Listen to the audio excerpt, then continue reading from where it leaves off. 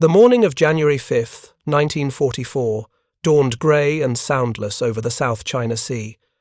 The temperature hovered just below 80 degrees, the air thick with salt and the faint smell of oil. Beneath the rolling waves, 600 feet below the surface, the steel hull of the USS Flasher trembled as her crew listened in silence. Somewhere above them, Japanese freighters fat with coal and rubber crept toward Formosa, their propeller beats faint but rhythmic in the sonar headsets. Lieutenant Commander Reuben Whitaker, the Flasher's captain, leaned over the attack periscope. What he saw contradicted everything the Imperial Japanese Navy had once believed about the American submarine force.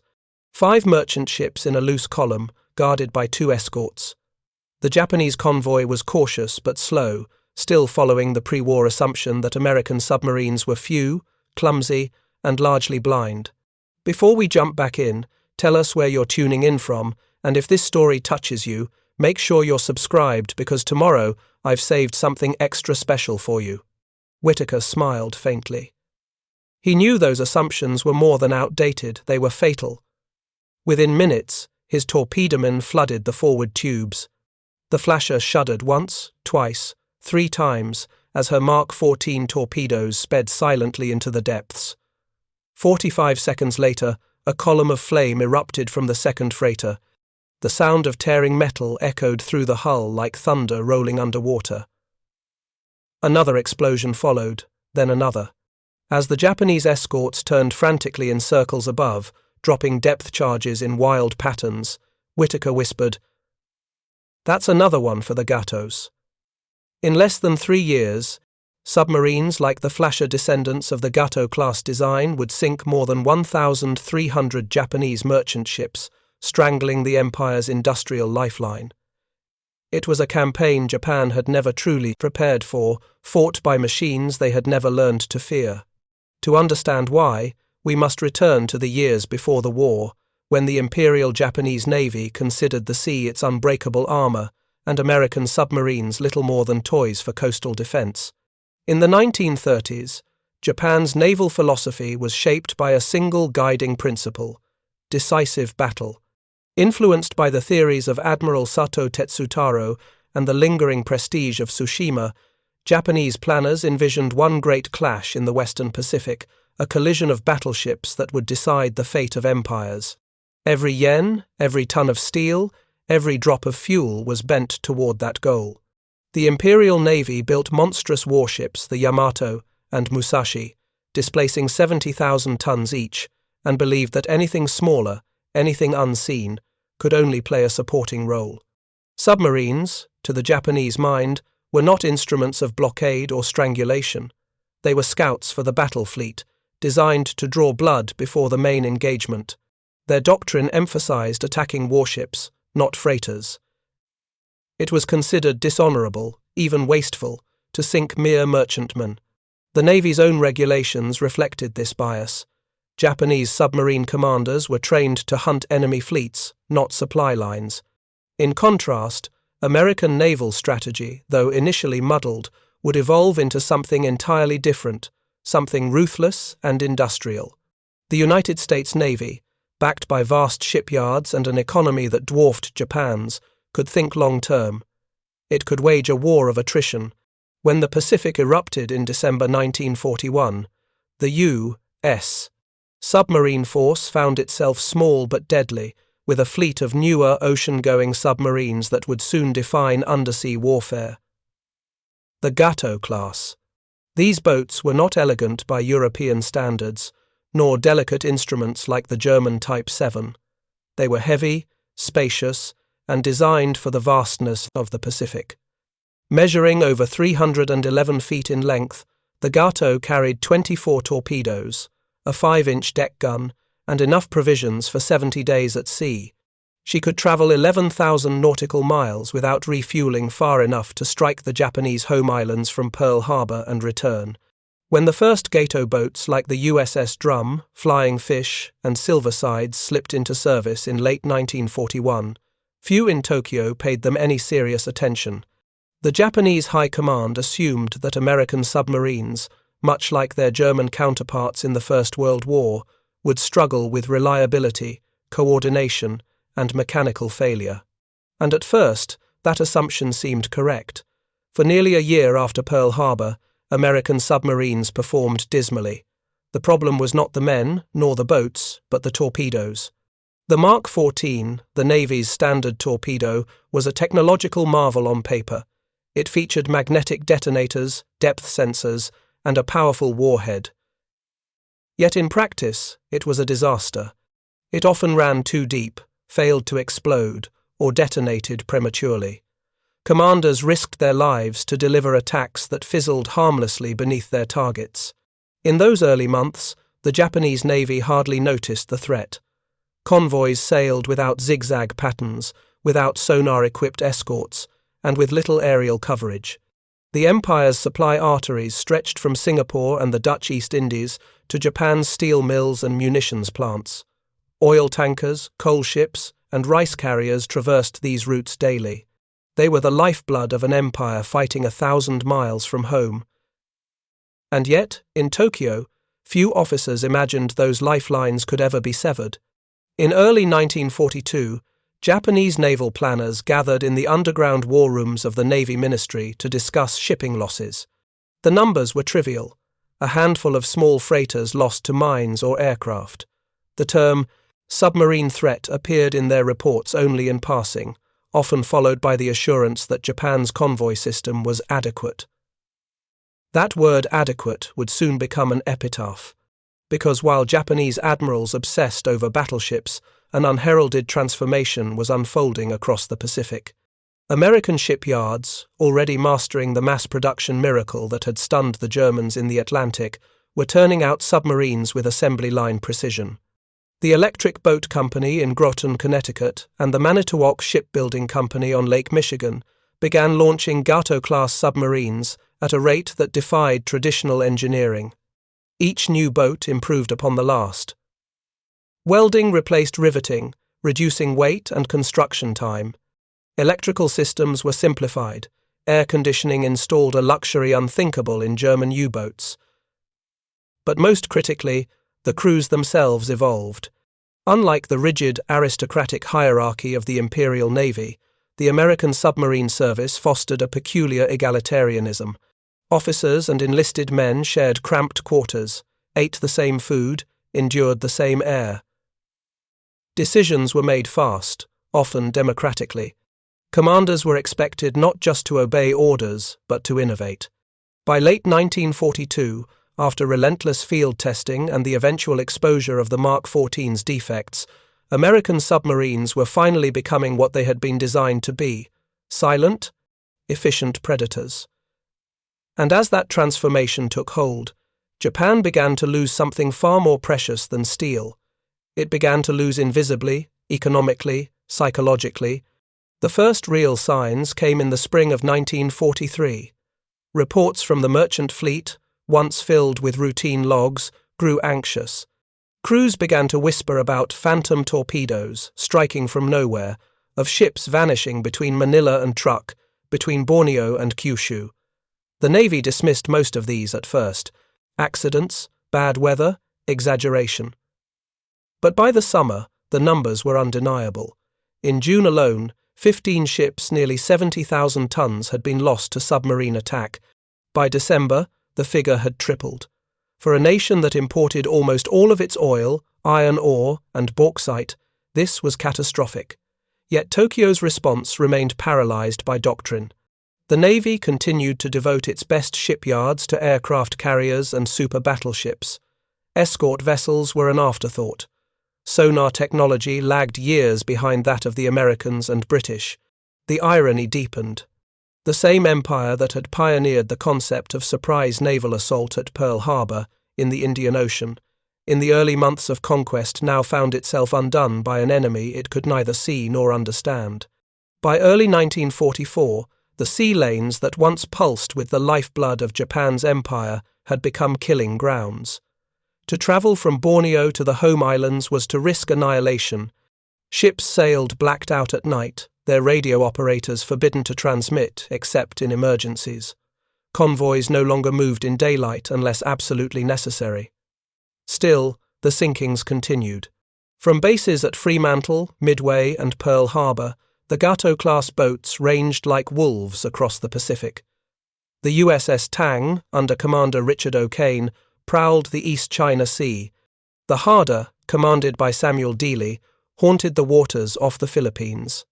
The Barb, the Celion, the Pintado, and dozens more formed an invisible picket line stretching from Formosa to the Marianas. Each patrol was a test of nerve and endurance. The air inside a gutto boat was thick and humid, smelling of diesel, sweat, and metal. After weeks submerged, condensation dripped constantly from the overhead pipes. Fresh water was rationed, bread moulded in the heat, and every man knew that one mistake could turn the boat into a steel coffin. And yet, despite the claustrophobia, morale remained high. Submarine crews were the elite of the Navy, hand-picked for intelligence, adaptability, and emotional steadiness. They understood something profound, that every ship they sank weakened Japan in ways that no fleet engagement ever could. In Tokyo, the tone of internal reports began to shift from dismissive to alarmed. The Navy's shipping department warned that the merchant fleet, once more than 6 million tons strong, had fallen below 4.5 million tons. Oil shipments from the Dutch East Indies had dropped by half. Steel output in the home islands was declining for the first time since 1937. The army, fighting on distant fronts, began to feel the strangulation firsthand. Fuel for aircraft was rationed so tightly that entire squadrons were grounded. Troops in New Guinea and the Solomons went hungry as supply convoys vanished. By mid-1944, the Imperial General Headquarters was forced to admit that the shipping crisis posed a greater existential threat than even the loss of territory. Still, the depth of the disaster was not widely understood. Propaganda insisted that American submarines were cowardly, that their victories were exaggerated. Newspapers published stories of Japanese destroyers ramming and sinking dozens of enemy boats. In reality, by the end of 1943, Japan's anti-submarine defenses were collapsing. At the core of that collapse lay an institutional blindness. Japan's anti-submarine warfare program remained fragmented between the Navy and Army, with little coordination. Radar was scarce, sonar primitive. Escorts were too few, aircraft patrols too limited. While Britain and America had invested vast sums in detection technology, Japan had built less than 500 sonar-equipped ships for a fleet that required thousands. The results were brutal. In March 1944, a convoy bound for Manila was intercepted off Luzon by the USS Flasher, another Gato-Class boat. Her commander, Commander Willard Gruner, tracked the formation for 12 hours before striking. In a single night, Flasher sank 3 ships totaling nearly 30,000 tons. Among them was the Taya Maru, a converted passenger liner carrying troops and civilians. Nearly 3,000 lives were lost. News of the attack reached Tokyo with stunning speed. For the first time, the Navy's Operations Bureau used the phrase catastrophic loss. By that summer, the Gato boats had become an unanswerable force. Out of the original fleet of Japanese merchant vessels that had numbered over 5,000 before the war, more than half were gone. By the end of 1944, the total tonnage lost exceeded 3 million. Each sinking was not just a number on a chart, it was an industrial and human dismemberment. The Salion II torpedoed the Ryuho Maru, cutting off deliveries of aviation fuel to Formosa. The Barb destroyed the Tatsuta Maru, one of the last transports carrying replacement troops to the Philippines. The Tang alone would sink over 116,000 tons before her final patrol. Japanese submarine captains, once hailed as the samurai of the sea, now faced humiliation. Their own undersea fleet had achieved only a fraction of what the Americans had accomplished. Tasked primarily with attacking warships, they found few targets, and their tactics rigidly trained, doctrinally bound, rarely adapted to convoy warfare. In one of his last reports before his death in 1944, Admiral Shimizu Mitsumi confessed that Japan's submarine force had not understood the essence of submarine warfare. He noted bitterly that American submarines, though fewer in number, had brought a nation to the edge of starvation. Preparing and narrating this story took us a lot of time, so if you are enjoying it, subscribe to our channel. It means a lot to us. Now, back to the story. This was the great irony of the Pacific War.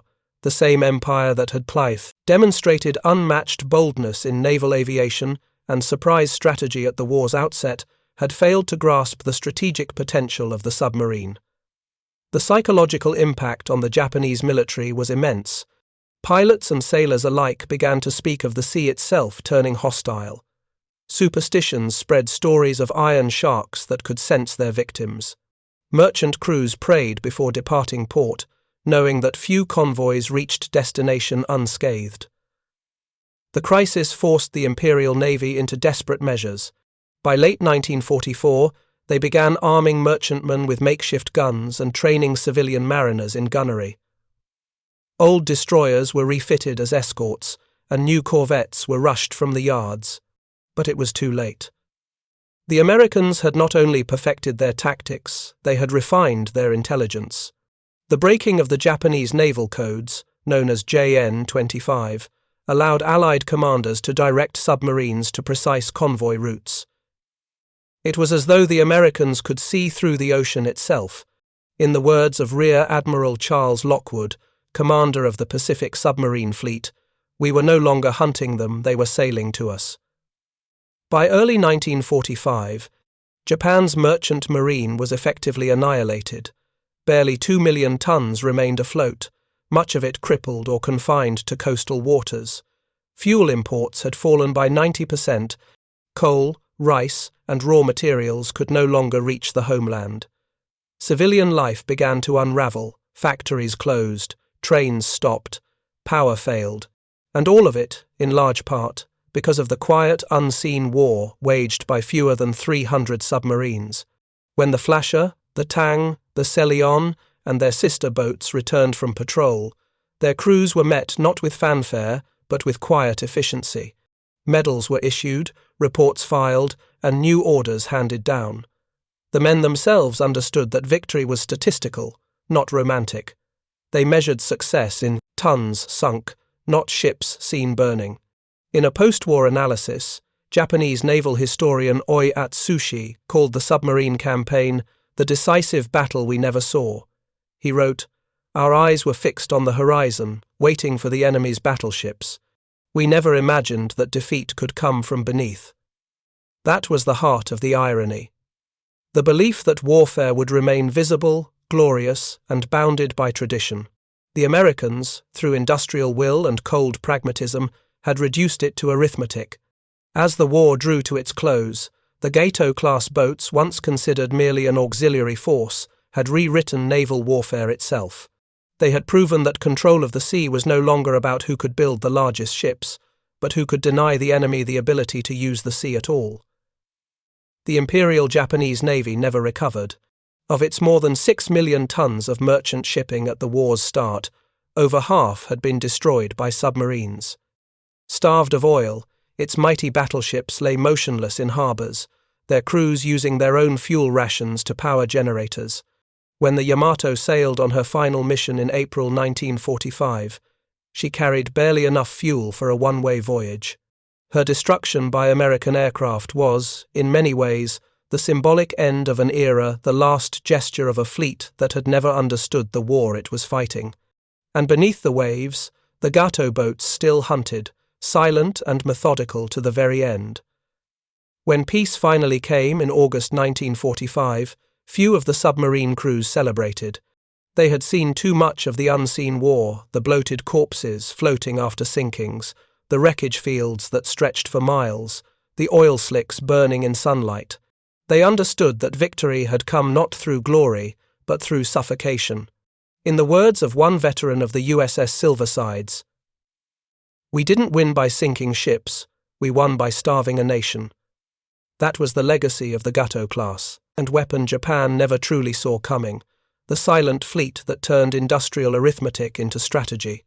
It was not the size of the ships that mattered, nor even the number of guns, but the realization that in total war, destruction could be quiet, invisible, and absolute. The ocean remembers them still. When the war finally ended in the summer of 1945, the seas surrounding Japan fell into an unnatural stillness. Where once the convoys had stretched from the East Indies to Formosa, from Manila to Yokosuka, only wreckage remained. Oil slicks, rusting hulks, and drifting lifeboats marked the routes that had once carried the empire's lifeblood. In the ports of Nagasaki, Moji, and Kure, gaunt sailors stared at harbours filled with ghost ships, damaged freighters that would never sail again. For the first time in its modern history, Japan was cut off from the world. The empire that had boasted of its mastery of the seas was now an island once more, dependent on the mercy of its enemies for food and fuel. The irony was staggering, a naval power undone not by battle but by mathematics. In the months that followed the surrender, American naval officers arrived to study what remained of the Imperial Japanese Navy. They found half-finished escort vessels in shipyards, their construction halted for lack of steel. Warehouses contained piles of rusted depth charges, many with faulty fuses. Charts recovered from naval headquarters revealed the full magnitude of the disaster. Entire shipping routes had been abandoned by 1944. Others were marked high risk, a euphemism for near certain death. When the records were tallied, the numbers confirmed what American submariners had long suspected. Out of roughly 8,000 merchant ships registered at the start of the war, more than 5,000 had been lost. Of these, nearly 1,300 were confirmed destroyed by US submarines, with several hundred more likely but unverified. Submarine campaign had erased over 5 million tons of Japanese shipping, an achievement unmatched in naval history. The statistics, while cold, revealed a deeper truth about the evolution of warfare.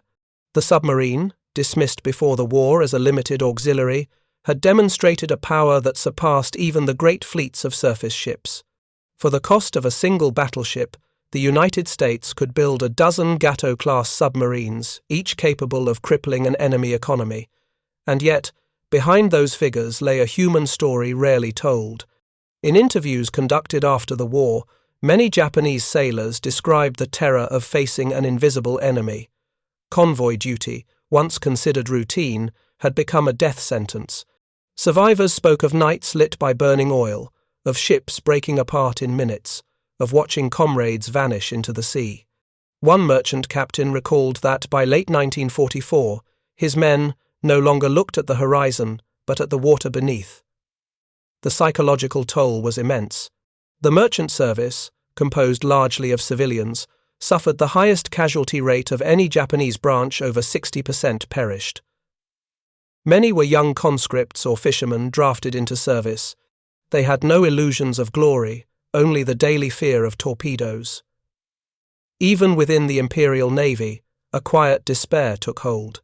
Officers who had devoted their careers to the pursuit of decisive surface battles found themselves commanding convoys of coal ships or escorting tankers with obsolete destroyers.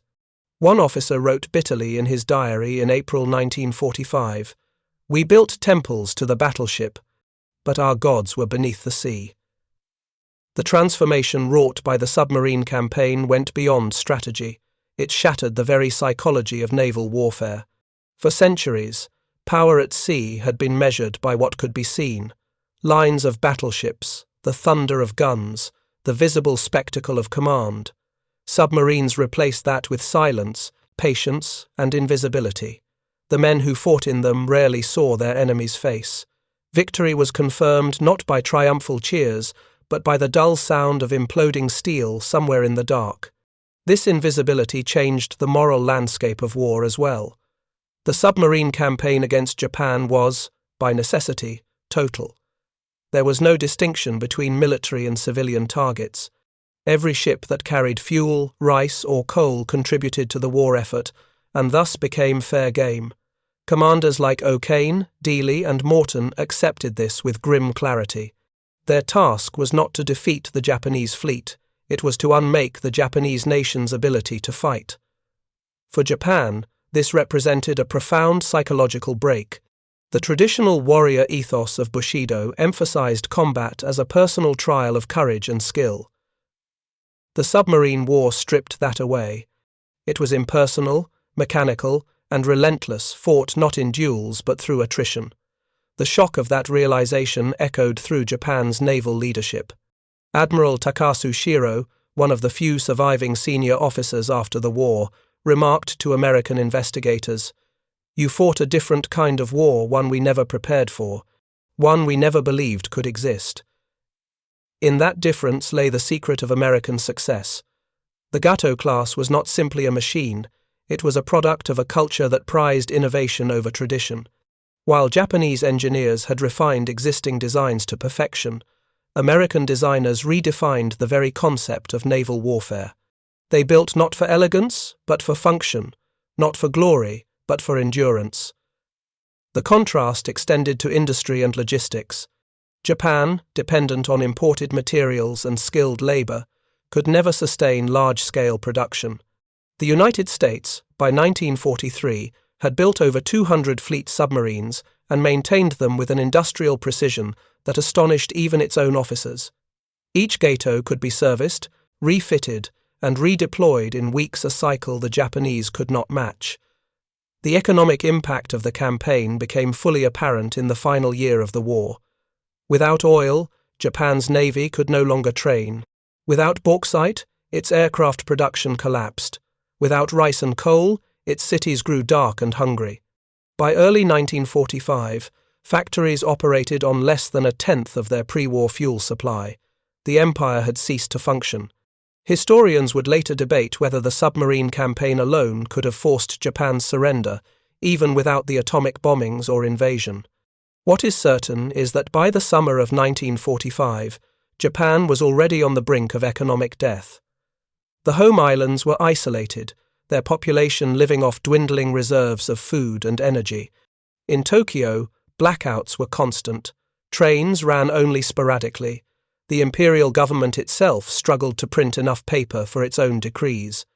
And yet, in that silence of collapse, another transformation was underway, one that would shape the post-war world.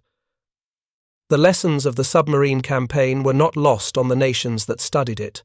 The British, who had relied heavily on anti-submarine warfare, recognized that future naval dominance would require both visibility and invisibility carriers for projection, submarines for denial.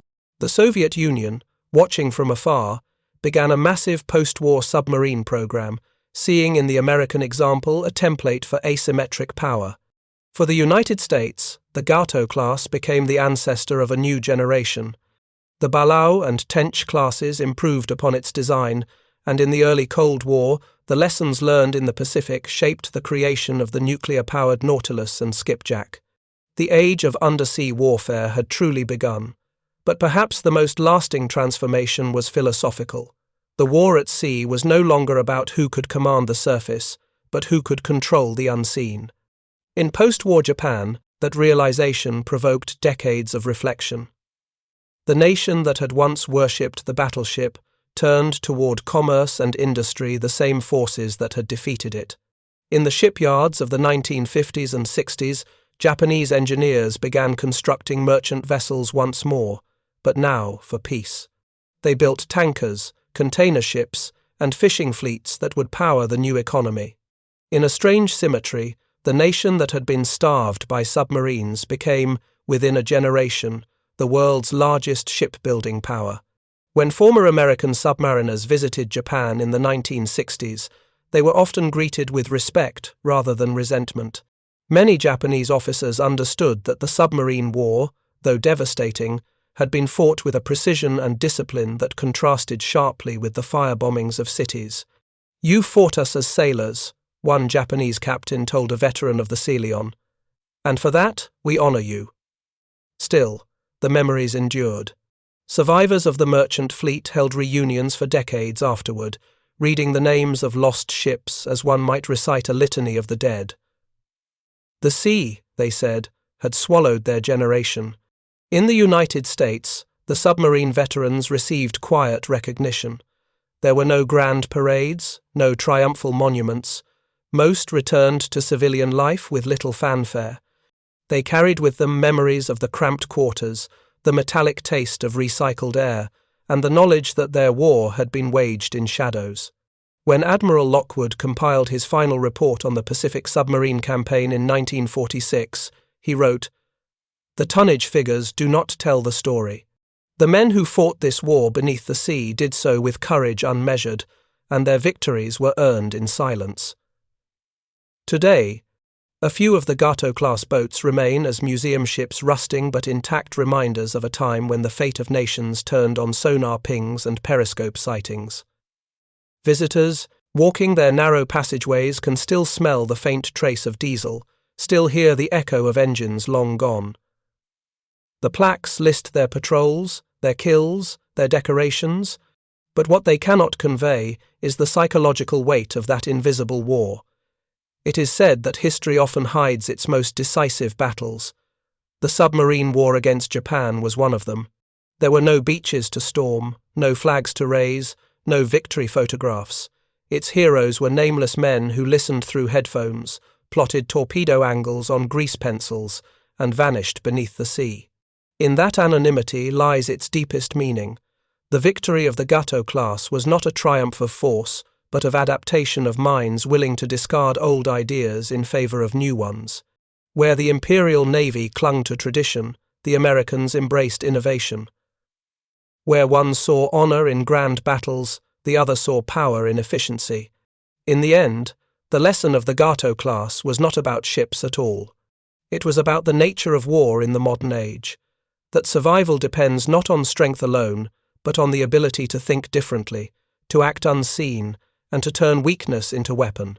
When the last surviving commander of the wartime Pacific submarine fleet, Admiral James Fife Jr., was asked late in life what victory had cost, he paused before answering.